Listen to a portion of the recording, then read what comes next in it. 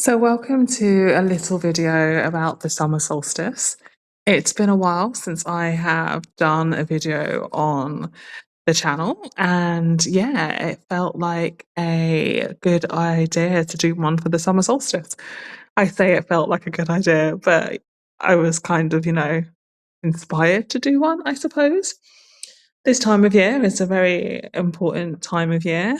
We're about to hit the longest day in the Northern Hemisphere, and then we'll be moving towards winter. The days will get shorter and shorter.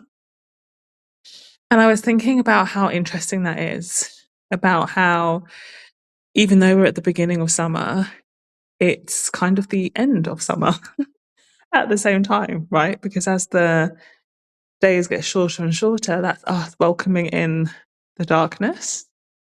And it got me thinking about all the times in which a beginning is an end or an end is a beginning, right?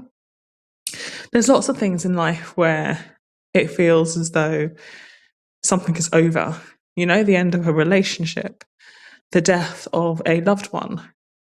But once we make it through that ending, we realize that actually nothing really dies. There's always a new beginning just around the corner, right? A new relationship or new friendships, or, the death of your loved one transforms into beautiful memories that you carry with you always. And you realize that it's not over, they're not done, right? It's just morphed and changed shape. And it feels like the summer solstice is here to remind us of that. It's here to remind us that when something looks one way, it doesn't necessarily mean it's not another way entirely. Okay. Yeah, we're coming into shorter days, and yet it is still the height of summer.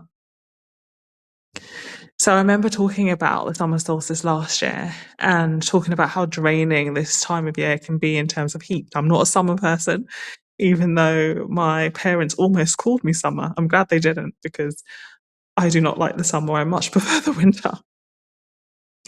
So last year I did a video about the dark side of the summer solstice. And this year I want to talk about kind of the lighter side of the summer solstice. Summer means we can let go of so many layers of clothes, for one thing, but so many layers of ourselves. It can be like a shedding of skin if we allow it to. In an effort to get cool, to stay cool, we can let go. We often think of autumn as being the ultimate time of letting go, but summer also is. It's a time to endeavour to live in a lighter way, in a breezier way, in a way that lets in more air. And so how can you do that this time? Perhaps you can embrace any endings in your life as being a way to let go and make your life less cumbersome, right? Making way for new beginnings, because as we've discussed, an ending is just a beginning in disguise, right? And I really feel that energy at this solstice. I have no idea what's happening astrologically in the sky. As I often say, I'm not an astrologer. So this video is just going off my intuition and what I feel for myself and what I feel for those who'll be drawn to this message. This summer solstice is calling us to let go of what feels burdensome, let it die, in order to open ourselves up to new beginnings, new challenges, inevitably new deaths and endings and the new beginnings over and over again, because life is cyclical. We know that.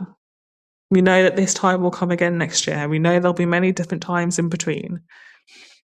And all the summer solstice is asking of you this year is to acknowledge that, to acknowledge the duality in endings and beginnings.